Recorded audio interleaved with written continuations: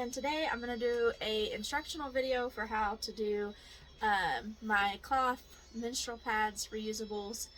I will figure out a way to share the patterns with you guys. I'm not sure if I might be able to put a link in the description. I might be able to find the one where I printed off mine, but you can always just get a store-bought one, whatever size you need it to be, and lay it out and draw it out on a piece of paper. And you might have to tweak it a little bit, but that's the fun part, is you can make your sewing projects whatever you want them to be. So this is what mine looks like for, let me see, this is the large. Yes, it's well loved, it's scribbled on. I have made, I think I might be around 200 of these at this point. And then this is going to be the inside of it, the piece that we cut for absorbent. See, that's going to sew. And I will show my other ones. I'll take a picture and put them on here and show you all the different sizes. But right now, I'm actually making some for a customer, and so I'm going to do a large. Okay, so for the outside part, the pretty part, this is my favorite print, and I'm going to use this as an example because the print kind of needs to go one way. It can go however, but I'm a little bit OCD, so I like it to go up and down. So when you're doing that, let me turn this a little bit. Okay, when you're laying out your patterns and you do for sure want your design to go, I have a lot of stuff sitting on my table, very small table too. So if you for sure want your design to go a certain way, like this way, it's running this way, this pattern is the same size on both sides, so it doesn't fully matter. But like my extra large, is very obviously bigger on this, is the back end, like that. So this end would be up. So you would want to lay it and be mindful that your pattern goes the correct way you want it to go. And then I'm cutting it, it's folded, so I'm going to be getting two pieces out of this. So you want to be mindful of how you fold it too, that like this layer is going this way, but this layer might be going kind of weird. So just a tip. Again, this one, it doesn't matter because it's the same size, so you can do it either way. But okay, some people will tell you to use straight pins, oops, sorry, like this, and pin this on. I don't have time for that, and I hate that. So what I do, I lay this where I want it, like so, and then I take just a pin in a color that I don't like, so I don't ruin a pin I really like, and I draw around it. There are pins you can get that mark on fabric and then come out with either water or heat, but I just like using a regular pen. So I'm not going to do it because I forgot I was going to make this video and I already cut these out. But I draw around the whole pattern, and I go ahead and do, like, this time I needed 3 of this print of this size. So I laid them all out, I drew them all, and then I cut them all. It just kind of saved time. So let me get this out of the way. Here are the ones I cut, and like it's 2 pieces. So I just leave them together so that they stay in with their little matchy pair. And then I get this fabric out of the way. Okay. The next layer is this, and the only place I have found this other than online, and the cheapest place I have found it, is Hobby Lobby. Okay, I went to Joanns and I asked them for waterproof fabric, and I said I needed a PUL, because that's what it's called. And they got me this super thick, stiff, weird, it's waterproof, but it was awful. And I tried to make some for myself out of that, and it just was terrible. But I found this. It's super flexible. And no, you can't hear that. I mean, I know you can hear it like this, but you don't hear it when you're using it. This side's pretty soft and just looks like a fabric. And then this side looks a little more plasticky. So we do the same exact thing with this one. But with this, I only lay out one layer because it is harder to maneuver just because it's a weird texture. And you literally lay the pattern on there, draw it, and cut it out again. Oh, and do yourself a favor if you're going to be sewing much and get a good pair of scissors. These are Fiskars. Focus. There it goes. And I'm pretty sure they have like a lifetime warranty, but this shape, at first I was like, that seems really weird, but they have been amazing.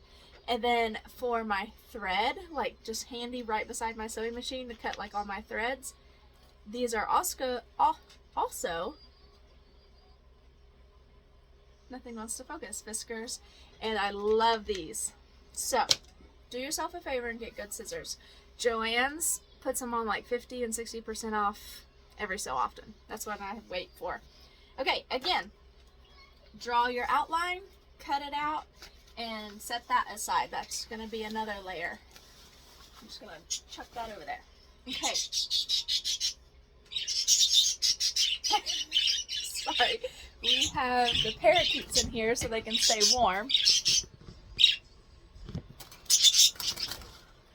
And they are being real vocal right now. Hi, babies! Okay, let's see if I can get this put back in the right spot. Ooh, sorry. Okay. Okay, so this is 100% cotton. It's terry cloth. It's what towels are made out of, but it is 100% cotton. I did forget to say that my flannel, you want to use flannel, and you want to use 100% cotton. Unless you are allergic to that or react to it or something, you can use other stuff. This is the easiest to sew with, and it's good. It's really good. And it's 100% cotton. You can even get organic. I haven't seen it at Joann's, but I'm sure you can get it. You don't want to use like quilter's cotton because it will be more like stiff and maybe even scratchy. Flannel. They have a lot of cute options, and they have even cute options in like the baby fabrics. So, okay, this is terry cloth. This is all I have left. You lay this out, and this one is 2 layers also. So, you lay this out here, and then for this, I use an old Sharpie marker, and this is your inside piece. So you lay it out, and I try to maneuver it to where I get every square inch of fabric I can.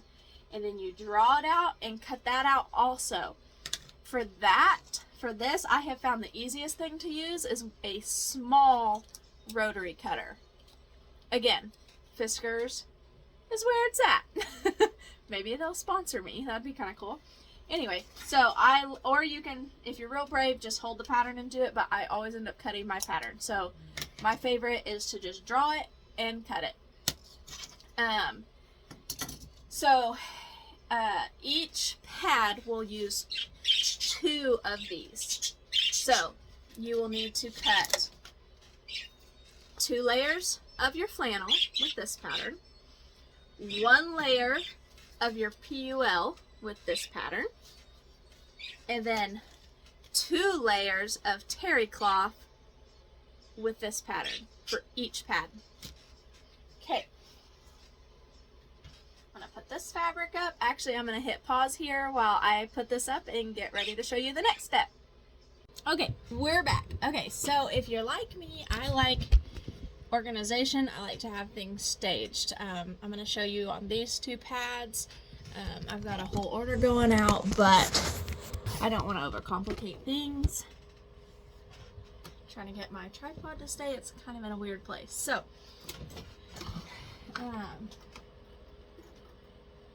sorry, knocked all my pins off my thing. Ooh, that light is getting my eyeballs. Okay. So, I like to have things organized. Oh, and a tip for new beginners, if you have the kind of machine that will accept it, this is a much cheaper way to do your thread than your normal spools.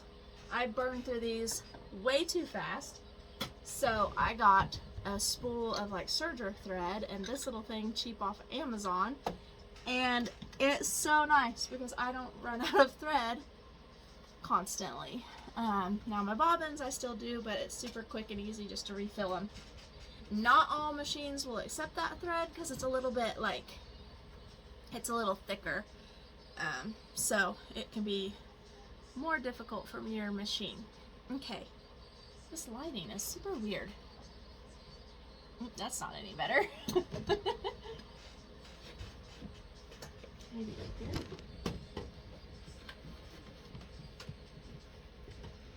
There, that might be better. That's better. And yes, that's my baby bed behind me. I share his little bitty bedroom with my sewing stuff and the birds right now. Our house is cramped. Okay, take off. I have my two pads here. Separate one of them. And you're going to take these and fold it in half. And then run your finger along the edge. Fingernail works best. This fingernail is hurting, so I can't do it with that one, which is the easiest one to do it with. Okay, so that's going to give you a crease along there, which will help you. Can you see that? That's really hard to see. That crease is going to help you sew directly down the center.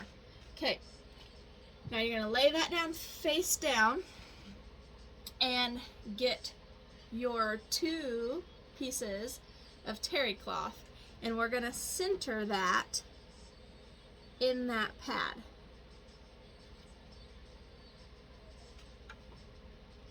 Like that. If you need to pin it so it doesn't move on you while you're sewing, that is totally fine. You do you. Like, if you need to do something, it doesn't matter what everybody else does. If that's what helps you, go for it. I personally just, pins annoy me because unless I have to have them, I will use them later and you'll see. Okay, I just make sure that those two pieces are lined up, and then I'm going to come down here. I'm going to have to move this closer, so I'm going to pause for a second and reposition. Okay, here we go. So I'm just going to put this in the center on that crease, line it up with my needle, drop my foot down. Shoot, a pedal is gone. My baby likes to move it. Okay, here we go.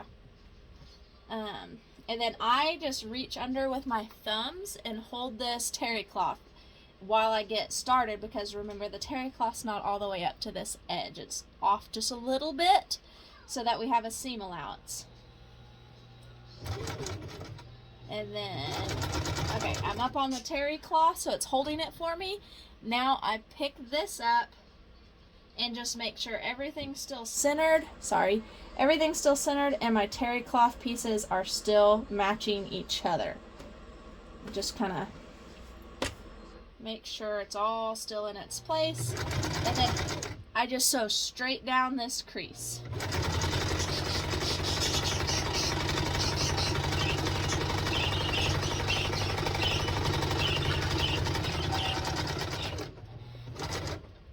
You can back up on these if you want, but I don't worry about it too much because we are going to make 2 rounds when we sew them back together. So it don't matter too much. I'm sorry, it doesn't matter too much. Okay, and then this is personal preference. The reason I sew this like this is so when you wash these, this does not get all wadded up inside of the pad. So just kind of eyeball it on where you sew it. Again, I line up, for the larges, I line up my last stitches with the edge of my metal plate, because that's about to the edge, from this stitches to the edge of the terry cloth. But I just kind of use my fingers and feel for where the edge of that is as I sew, and then I just make sure I go in a straight line so that it still looks nice.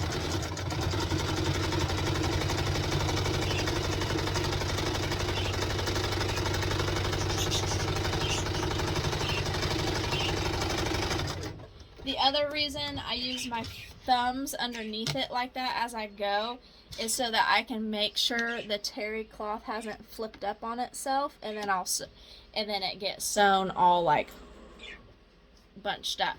So now, see, this edge is not sewn yet, so that could bunch, but this is sewn down. Like, it can't, those flaps I haven't had no issues with no issues with bunching.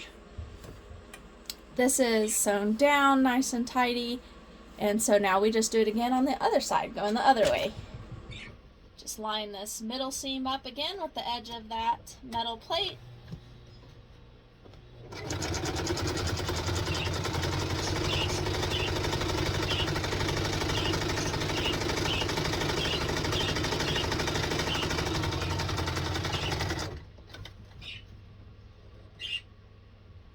Oh, I just ran out of bobbin thread.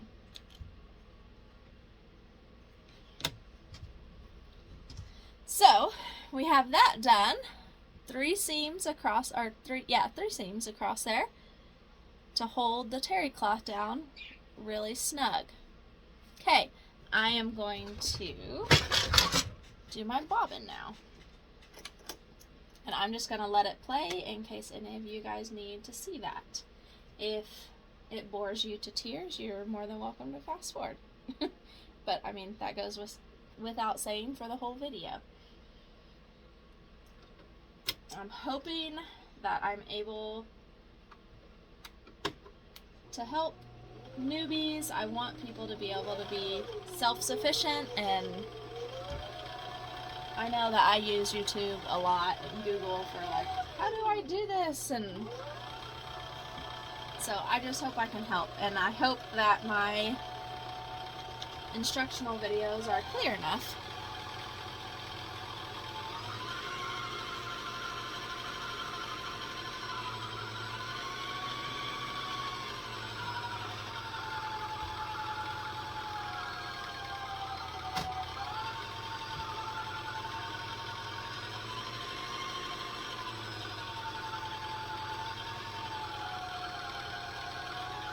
One thing you always want to make sure your machine is doing, if you watch very closely as you do your bobbin, let's get a little light up there maybe. Ooh, how are we going to do that? There we go. This thread should go up and down as you do your bobbin. If it's not doing that, you might need to get like your machine serviced or something. That is very important because it keeps your thread from getting like tangled up on its bobbin. I'm struggling with my lighting. I'm sorry. Okay, for my machine, this is how you re-thread. Do it like you're looking at it.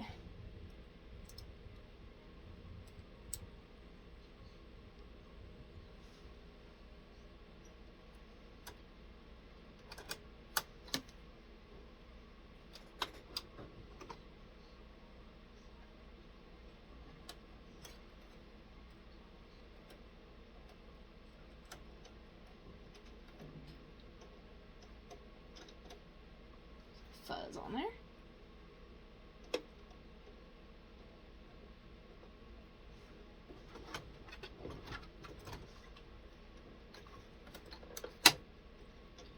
And we're back in business. Okay, so our next step. Let me back this off a little bit so you can see what I'm doing. And again, lighting. There. Okay. So we're going to take our other piece that we separated off of our piece we just sewed that to, lay it down face up, and then, now this is where you got to be mindful of your patterns.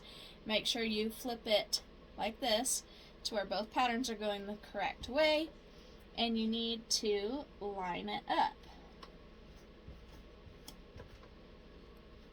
And sometimes if your flannel is a little bit stretchier, not every single one of your edges will match up after you sew it. And that's okay, we'll trim it later. You just want to get it as close as you can. And then again, if you need to pin this, especially if you're just starting out and it wants to move on you, that is totally acceptable. Okay, this is what it looks like. So what we're gonna do is start on a wing, but on the side of it, because we don't want to sew across this. We need to leave one wing edge open. So we're going to start right here. And then you want to make sure you have decent tails so that your thread doesn't zoom back up in there, because I do that constantly. Okay, let's see if we can get this closer again. Okay. This part I do back up and then go forward even a couple times to reinforce that edge right there. And then I know most people use a 3/8 seam, which would be right here. Can't really see that, I'm sorry. I use the edge, oh my gosh, I use the edge of my presser foot. I am struggling with lighting again.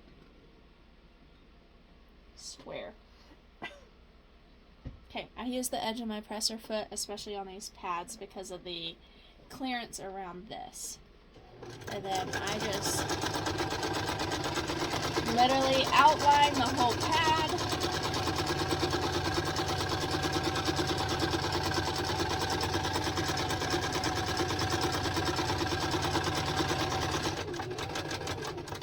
I stop with my needle down. Some machines have a button that you push and your needle goes whoop, but mine doesn't have that. And I pivot out of with an actual corner. I don't round the corners. I want a crisp corner myself. Okay, I hope that's good enough. I'm sorry.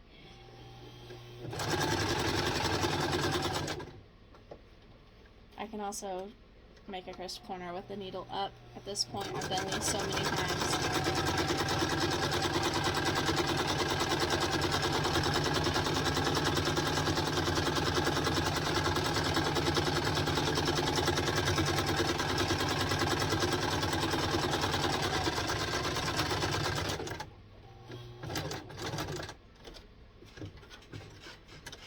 Okay, then I trim off my threads. Okay, here we go. So now we're going to not turn it wrong side out yet. We're going to lay it down, and then we get our layer of PUL. Okay, I talked about the PUL having a more fabric-y looking side and a plasticky looking side that's shiny. We want to put the plasticky side down against the terry cloth, like that. And then we turn it over, and we're going to sew. This is kind of tricky. I don't like using a lot of pins in my PUL because I don't want to puncture a bunch of holes in it. But this might be the harder spot for you because this PUL likes to move around. It's a weird texture. But I just worry about lining this edge up right here. And then we start on this edge again, leaving this hole right here. I can't do that with one hand. There we go. We want to leave that open. I'll show you how to close it later. Okay, so we'll start right here. Oh, see, it moved. Put that down. And then you just have to kind of just keep stopping, and because see, it's all weird over here. So you have to just keep stopping on this one and making sure it's in the right place, and then you just follow your line of stitches back.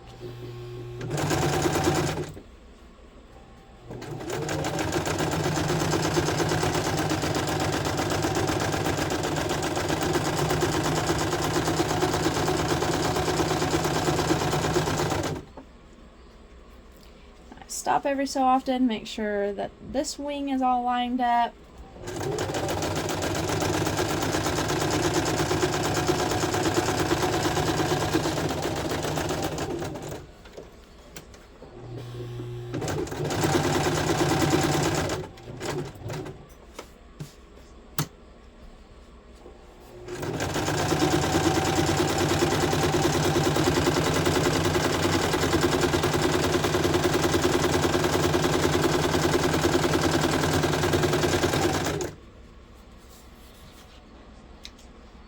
I stop and clip my strings because they drive me nuts.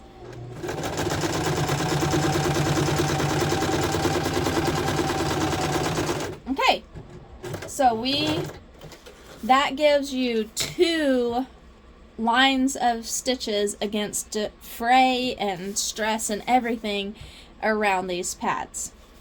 So this is what it will look like at this point. It's got PUL on one side covering up that terry cloth, and then your flannel. Okay, this is where I like to go in and trim off like any excess between the stitches, and like I like to just make the seams not tiny because I don't want it to like accidentally cut the stitches and then fray.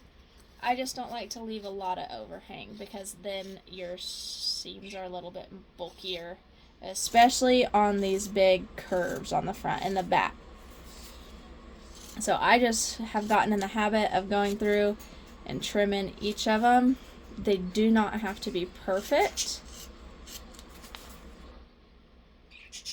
As you sew, you will get your preferences, and you'll learn your own little things that make it easier. I'm so sorry, those birds are so loud. I think they like having me in here talking. I don't normally talk while I sew.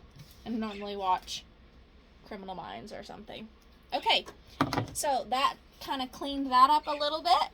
Okay, now here is where this hole comes back into play. So, everybody has their own technique. This is what I do. Stick a thumb in, go all the way up to the end, and I push it in with my fingers and just wiggle it back until I can get a hold of that little seam, or the seam, and then I just, goodness. But you just have to be gentle because you can rip this, especially if your flannel is very loose woven. It can just rip, and then it's kind of a pain in the butt to fix it. It's possible, but it's kind of a pain in the butt. If that does happen, I'll show you when I get it turned out what I do. So it's just kind of, you don't want to just force it and be rough. Just kind of manipulate it through there. Ouch. The bigger the pad that you do, the easier this part is because that hole's so much bigger. I am like Butterfingers. I don't know why I'm struggling so bad.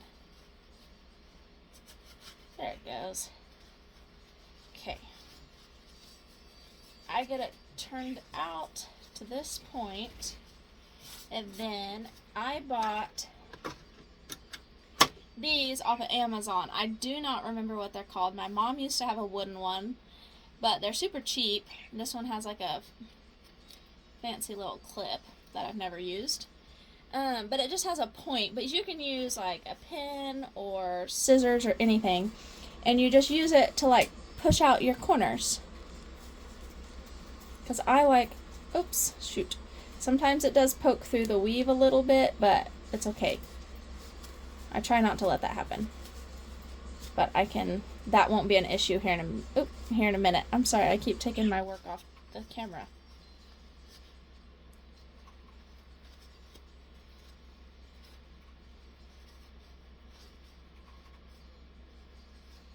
Okay. So now, here is your pad. So if you rip it, okay, see that started to rip just a little bit. If it's ripped pretty bad, sometimes I will just take this, put them back face to face, and if you are able to, sometimes you can just kind of hold it like that and just sew a little bit right there. Other times I've had to turn it back right side out, or wrong side out, and sew it up and then flip it again. So it's just better to be really careful. Okay, if these edges are super uneven, I would trim them and make them uneven so you don't end up with a lot of extra here. And then I take these two, stick my fingers on those edge seams and just roll them in and kind of pull outwards. It just is kind of a pickle. Like, it just, you just got to figure out how to do it. It's so much easier said than done sometimes. And I just try to make sure that the line across there is nice and clean looking, especially if I'm making them for a customer and not myself. This is where you need pins.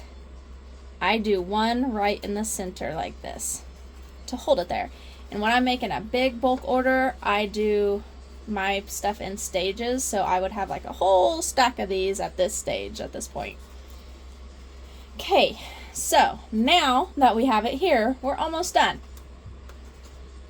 I have a thread sticking out. Okay, now what I do is I come in here and I sew pretty close.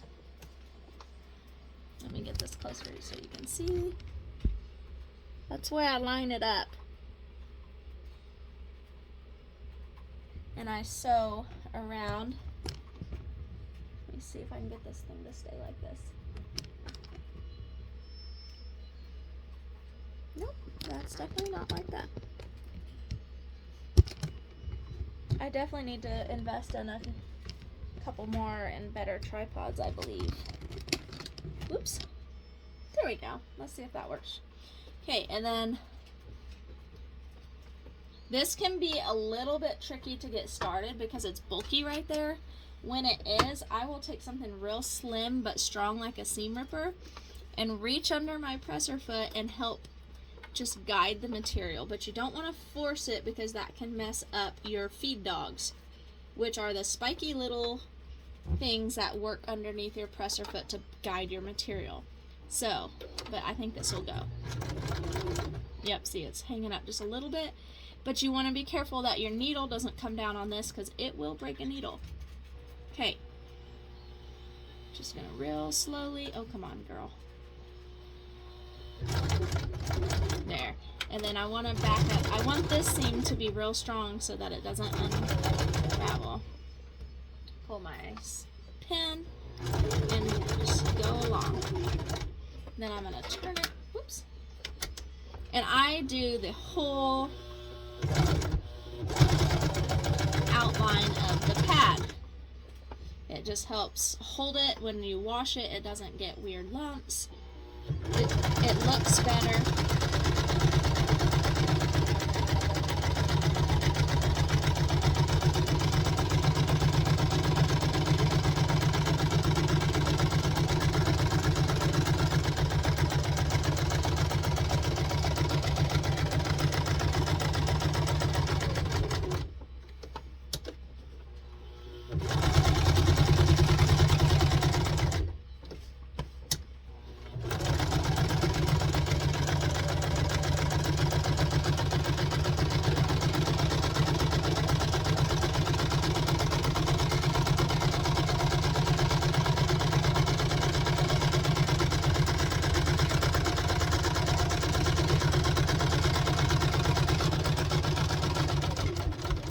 Back up and go forward. And then I'm going to trim those real close. Same with my starting ones.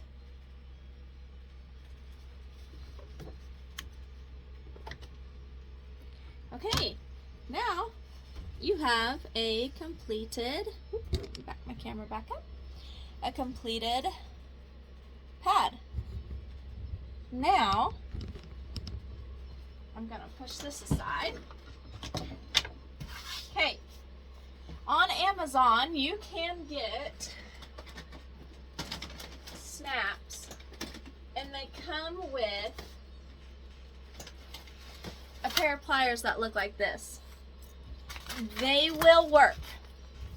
especially for like the smaller size pads, especially if you're only wanting to make like yourself some pads or whatever. But if you're going to regularly be doing it, I don't suggest doing these.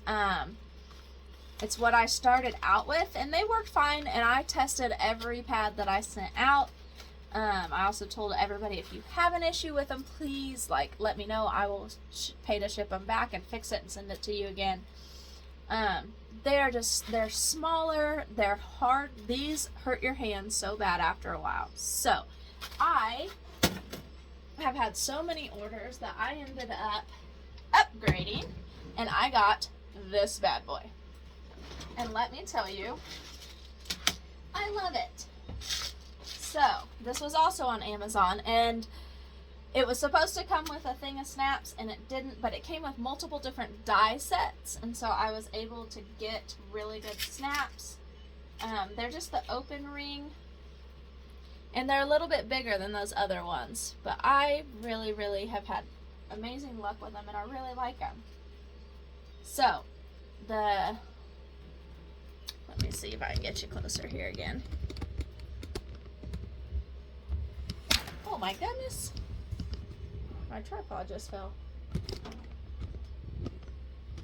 That's not helpful. Sorry. Okay, this little nipple side goes up in there, and then you put a ring on the bottom. And then I am very OCD about something, so I always put the nipple side down on the left hand side of the pad. I don't understand why. I might need to see my therapist about that, but it is what it is. See? Okay, and then on the other side, your snaps will have, it will look like this on one side. That's the side that needs to go out. The other side will have this little like lip. Oh, focus. Whoops, I dropped it.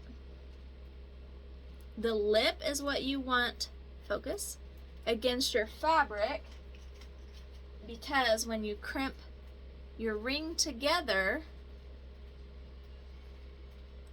these prongs will go up. Oh my gosh, it's not focusing. Will go up inside of that lip, and that's what holds it on. So that's how you know which side. And so you want to put the side the lip side facing down. And again, it goes up into the top of that. The ring goes in the bottom, prongs up. And then you will do the opposite side that you did last time, and you will do the open ring side on the back on this side. Press.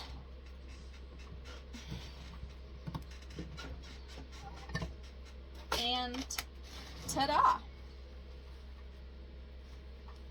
There you have it. You just made a menstrual pad.